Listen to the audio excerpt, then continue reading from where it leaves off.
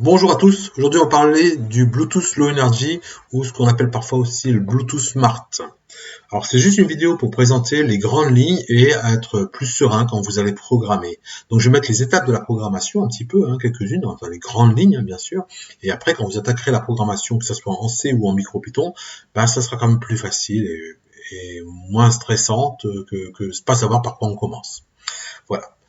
Donc déjà, le Bluetooth Low Energy, c'est né à partir de la version 4 du Bluetooth. D'accord. À ce moment-là, on avait deux Bluetooth.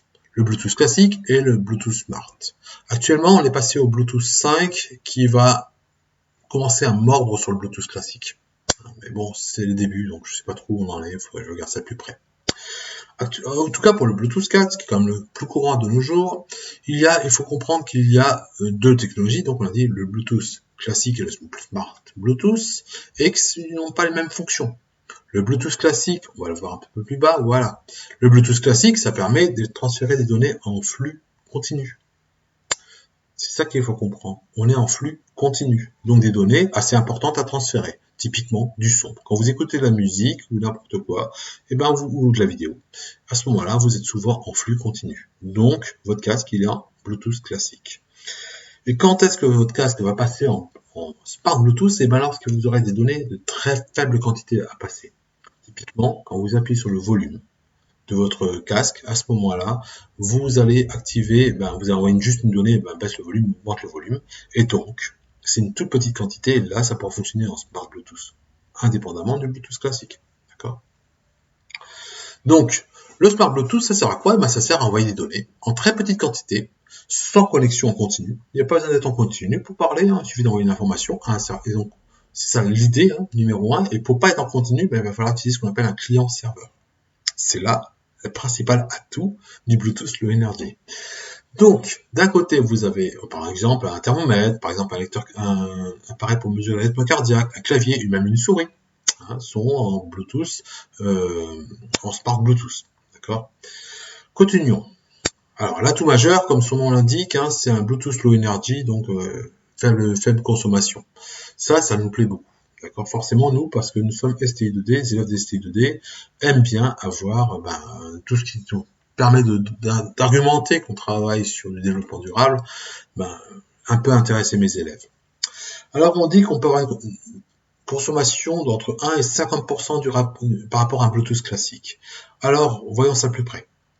Une SP32, ça consomme, dans le pire des cas, en Bluetooth, 130 millions, enfin, c'est pas consomme, ça demande une puissance de 130 mAh x 3,3 volts. Donc, à partir de là, vous avez une certaine puissance qu'on va devoir tirer sur la batterie pour pouvoir alimenter et faire fonctionner le Bluetooth. Si on est à 50%, vous divisez par 2. D'accord? Donc, vous n'êtes plus qu'à 75 mAh x 3,3 volts, toujours pour la puissance demandée à prendre sur la batterie pour fonctionner. Évidemment, vous allez déjà un petit peu mieux améliorer l'autonomie de votre système. Quand vous tombez à 1%, là, c'est évident qu'on va prendre on va dire même 2 mA, avec 2 mA x 3,3 volts, on est tranquille. On va consommer beaucoup moins d'énergie, et donc du coup, ce sera très intéressant. Et c'est ça qui permet de le mettre dans des montres, de le mettre dans des appareils de surveillance, de le mettre dans des capteurs, etc., qui fonctionnent sur pile en général. Alors, il n'y a pas de secret, quand même, on va continuer. Le Bluetooth Low Energy, pour que ça soit faible énergie, il faut que le transfert se fasse de manière non continue, évident, donc de temps en temps, quand on le demande, et si on ne le demande pas, vous ne le faites pas, pas de communication. Des petites quantités de données, on va se limiter à 31 octets, donc ouais, ça va être très cool, toutes petites données, de temps en temps, et des toutes petites données, pas trop longtemps, et puis bien sûr, en plus, pour améliorer encore les choses, sur une courte portée, donc une courte distance. Si vous êtes trop loin, vous oubliez aussi le Bluetooth Low Energy, ça ne fonctionne pas. Alors le BLE est un débit de l'ordre de 1 mégabit par seconde. Bon, c'est accessoire ça. Franchement, vu qu'on envoie 31 octets, que pour nos élèves, c'est complètement transparent. Alors, je continue. Qu'est-ce qu'il y a qui fait que ça nous intéresse beaucoup, ce Bluetooth Low Energy? On l'a dit, ça fait la consommation. Pas pour rien. Du coup, ça veut dire qu'il faut mettre en place un protocole client-serveur. Attention, le serveur, c'est lui. C'est le SP32. Le client, c'est votre téléphone. Et puis, on va essayer pour maximiser la durée de vie, d'envoyer des données avec des vitesses à des moments très esparcés. On va essayer d'écarter un peu les choses avec des toutes petites données. D'accord, c'est ça l'objectif. Hein. C'est un des premiers objectifs. Le deuxième objectif, eh ben, c'est toujours cette histoire de client-serveur, c'est qu'on peut faire des requêtes client-serveur. Donc du coup, dès qu'on a mis en place un serveur et tout ça, dès que ça fonctionne, eh ben, il y a un client qui vient, il pourra demander l'information ou pas. C'est ça qui est intéressant. Alors quand est-ce qu'il va demander l'information, quand est-ce qu'il va pas la demander? Eh ben, c'est très simple. Un serveur, lui, mon composant là, mon ESP32, eh ben, il va générer, il va utiliser ce qu'on appelle des profils. Il va afficher un profil. Il va dire, moi, je peux te parler, je suis un serveur, mais je peux te parler que du rythme cardiaque. Et si votre téléphone à côté dit, moi, les rythmes cardiaques, ça m'intéresse pas, parce que mon application, elle s'occupe d'autre chose, eh ben, il va pas s'en occuper, il va donc pas rentrer en communication avec cet ESP32, et du coup, vous continuez à baisser la consommation. Bon, communiquez pas, donc, on économise de l'énergie. Voilà, c'est ça l'intérêt, d'accord? Alors bien sûr, les profils qu'on va diffuser, ça fonctionne ce qu'on appelle des services. Alors les services, dans les services, il y aura ce qu'on appelle après des caractéristiques. On verra ça un peu plus loin. Mais en tout cas, c'est des services qu'on va pouvoir distribuer. Dire, moi, j'ai mon profil, je suis un profil de sportif, je te envoie le service du rythme cardiaque. Voilà. Ok. Si maintenant ce service-là a été bien écrit en MicroPython, en C, etc., et que vous avez choisi des services qui sont définis comme génériques, enfin, qui sont très courants. Alors, ceux qui sont courants et qui sont communs, ils ont été définis par le SIG. Alors, le SIG, c'est le Special Interest Group du Bluetooth. Donc, c'est un petit groupe d'entreprises qui ont défini que certains services auront un numéro spécial chaque fois. Et chaque service aura son petit numéro. Et puis, à partir de là, on saura que si on voit ce numéro apparaître, ce service-là, il n'y a pas besoin de réfléchir plus longtemps. On sait que ce service-là, ça correspond à telle application et à telle fonction. Typiquement, je vous donne, voilà, le niveau de batterie. Voilà. Donc, ça veut dire qu'un niveau de batterie de votre montre pourrait très bien être lu par n'importe quel appareil qui sait lire un numéro de batterie de n'importe quel autre système. Puisque c'est ce qu'on appelle l'interopérabilité. C'est-à-dire qu'on peut l'interchangeabilité des appareils. Ça aussi, ça peut être intéressant. Hein. Ça vous évite d'écrire un programme spécifique pour ça. En plus, le deuxième avantage de faire de tout ça, c'est que le Bluetooth Energy n'a pas besoin d'être appairé. Il n'y a pas besoin de ça pour communiquer. D'ailleurs, on le voit avec certaines applications, notamment anti-Covid, etc., où il y a communication directe, sans appairage, en aucun moment. Et puis, du coup, ça permet de faire ce qu'on appelle du fonctionnement en réseau mesh. En réseau mesh, c'est réseau émaillé. C'est-à-dire qu'un appareil va communiquer avec un autre appareil, un troisième, etc., jusqu'à atteindre son destinataire. Et ça va être aussi intéressant. C'est assez récent. On voit ça maintenant en Wi-Fi. Bon, ça, en réseau mesh, en Bluetooth, moi, j'ai jamais vu. Mais c'est en train de se développer, notamment pour des applications de type dans des hôpitaux, dans un hôtel, etc. Donc il y a beaucoup de réseaux comme ça qui se mettent en place. Mais bon, un type particulier, j'ai pas encore vu ça. Bon, commençons. Parlons un petit peu de technologie un peu plus évoluée. Donc, c'est par exemple les ondes radio. Alors, les ondes radio qu'on va utiliser, c'est la bande de fréquence qu'on va utiliser, c'est la 2,4 GHz. C'est ce qu'on appelle une bande libre. Alors, il n'y en a pas 36 000 des bandes libres. Faut pas croire. Les bandes de fréquence sont toutes réservées. Chaque État réserve ses bandes, etc. Donc, il y a quelques bandes qui sont disponibles pour le monde entier en plus. Et ça, c'était une bonne nouvelle. Et donc, ces bandes-là sont appelées les ISM, certaines. Donc, c'est par exemple c'est ISM pour industrie scientifique et médicale. Donc, nous, on est industriels. D'accord? On vient ici. Alors, cette bande-là, elle est aussi disponible pour le Bluetooth classique, pour le Wi-Fi, pour le ESP-NOW, pour ceux qui connaissent ce protocole sur l'ESP, pour le Zigbee, voilà, pour tout un tas de protocoles qui fonctionnent toujours sur cette même fréquence. Il n'y a pas de problème. Alors, voilà les fréquences. Il y en a d'autres, il y a d'autres fréquences, il y a 800 mégas, je sais plus d'ailleurs, il faut que je regarde un peu les références. Mais LoRa, par exemple, fonctionne sur un autre type de fréquence, voilà, qui sont aussi des bandes un peu particulières. Donc, ici, on a l'advertising, donc c'est trois morceaux de la bande qui permettent de faire ce qu'on appellera de la publicité. Et puis à côté, on aura 37 chaînes qui permettront de communiquer. Alors, si j'ai mis un 1 ici, ça veut dire que la première chose qu'on va faire quand on va programmer, c'est activer le Bluetooth. Donc on active la fonction, la puce commence à consommer de l'énergie et elle est prête à fonctionner. En tout cas, vous avez mis en route le système, donc la suite qu'on va voir un peu plus loin. Maintenant, voyons les couches protocolaires. Alors quand vous avez fait ça, vous allez activer la première couche qui est tout en bas. C'est le contrôleur. Le contrôleur, c'est quoi? C'est une partie des couches qu'on va avoir, on va les voir rapidement, hein, parce que de toute façon, c'est pas très compliqué. La couche contrôleur, c'est tout ça, hein. Moi je ne m'occupe pas des détails.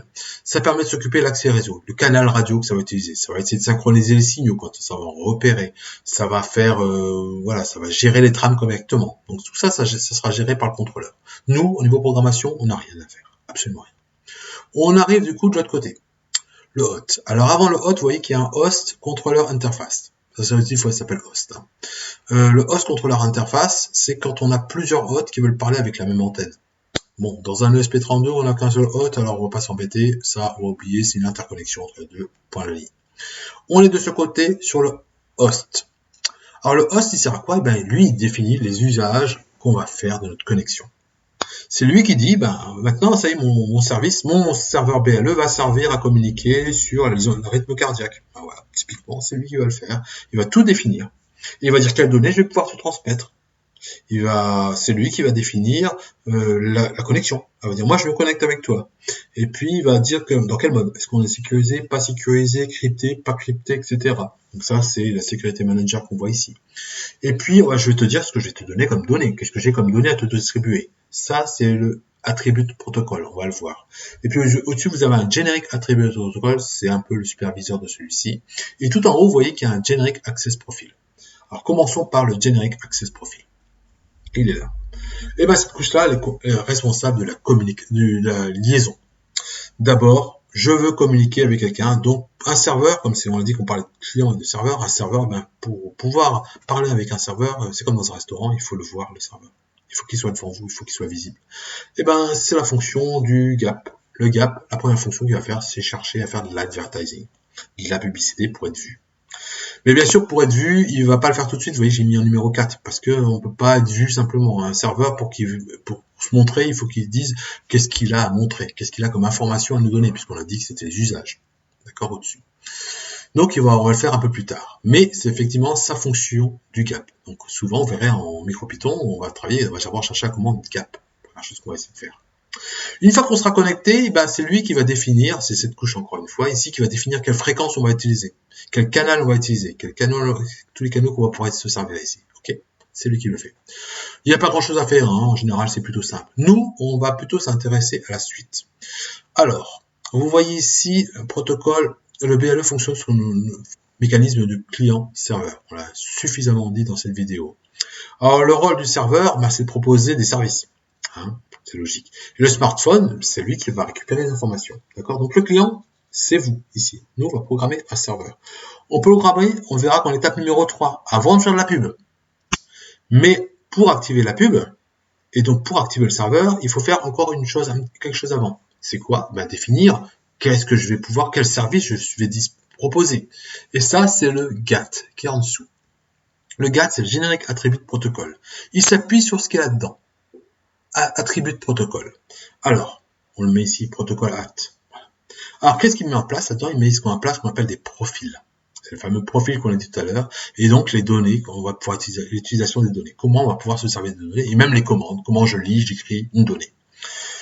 Alors, les données sont définies dans le protocole act. Donc, c'est cette petite couche qui est ici. Alors, qu'est-ce qu'on va programmer? Ben, ça, c'est important. Étape numéro 2, vous voyez, là, on a plein dedans. Et ben, on va définir des services. Voilà un profil. Un profil, il n'y a rien à écrire. Hein. Si je dis, c'est un profil. Dans un profil, il y a quoi? Ben, il y a des services. Là, j'ai mis 2 services. Et dans chaque service, il y a ce qu'on appelle une carte, au moins une caractéristique. Il peut en avoir plusieurs. Là, j'en ai mis une. Là, il y en avait 2. Vous voyez. Et dans chaque service, chaque caractéristique et chaque service a ce qu'on appelle un UID. Vous voyez ici? UID. Alors, on peut en générer un soi-même. Voilà, on peut utiliser un générateur d'UID qui fonctionne très bien et qui vous permettra d'avoir un UID.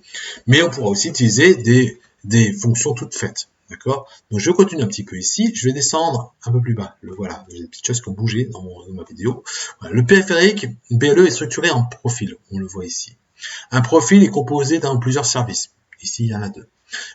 Et certains profils et services sont définis par ce qu'on appelle le SIG, on l'avait dit tout à l'heure. Donc là, s'ils ont un SIG particulier, le UID sera prédéfini. D'accord? Il ne sera pas mis au hasard avec un générateur aléatoire. C'est vous qui ce sera prédéfini. Vous n'êtes pas obligé d'utiliser STI2D, moi on s'en occupe pas. Hein. On fait notre application derrière avec App Inventor, donc on s'occupe pas, on génère des UID, puis après on se sort ces UID là pour faire la liaison avec App Inventor, c'est tout. Chaque service contient au moins une caractéristique, hein. Sinon ça sert à rien de faire un service. Hein. Et puis, qu'est-ce que c'est une caractéristique? C'est une donnée récupérée, une value, ou laquelle on peut écrire ou lire, d'accord? Voilà, tout simplement. Alors là, j'ai un exemple ici. Un rythme cardiaque, le service s'appelle 0x180D. C'est le nom c'est le code, si vous voulez, en hexadécimal du service de fréquence cardiaque. Et pour la caractéristique, elle s'appelle 2A37. Voilà, mesure fréquence cardiaque, c'est cette valeur-là qui sera donnée. Donc si on reçoit ça, c'est défini par le SIG. Je continue, donc ça c'est l'étape numéro 2. On définit tout ça, on construit ça. Une fois qu'on a construit ça, étape numéro 3, on active le client, le serveur. Une fois qu'on a activé le serveur, on fait de la pub. Étape numéro 4, advertising. Quand on sera connecté, hop, on va rentrer dans une mode connexion, et à ce moment-là, on peut échanger des données. Et ben, c'est l'étape numéro 5 qui est ici. Alors l'étape numéro 5, c'est très simple, c'est toujours le GAT qui le fait, hein. C'est lui qui fait ça. C'est les requêtes, c'est la notion de requête. Puisqu'on a un client et un serveur, on parlera de requêtes. D'accord? Alors c'est très simple, on va faire des requêtes sur les values. D'accord, tout simplement. Alors vous pouvez soit écrire write ou soit read. Voilà. Et puis il y a quelques cas particuliers où le serveur peut faire ce qu'on appelle décider d'envoyer la donnée quoi qu'il arrive. Ce qu'on appelle de la notification. Il peut notifier une valeur et sans que le client il veut demander quoi que ce soit, là tu lui dis je t'envoie la valeur, je m'en fiche. Et puis, il y a ce qu'on appelle aussi l'indication. Alors, l'indication, c'est une notification avec un accusé de réception. C'est bien plus rare. Hein. En général, on s'en occupe pas trop. Quand on fait une notification, on envoie, puis c'est tout. Ouais, j'envoie la donnée, puis s'il veut pas l'autre, s'il n'y a pas de client, tant pis, hein, il y aura rien. Mais s'il y a un client, il peut prendre l'information ou ne pas la recevoir. En pratique, nous, on verra quand on utilise App Inventor, on s'occupe pas de ça non plus. On reste dans lecture. Écriture. Voilà ce qu'il faut retenir un petit peu sur ce notion de BLE, hein, qui est très important, c'est ces procédures qu'on va suivre un peu, ces étapes qu'on va suivre pour programmer tout ça.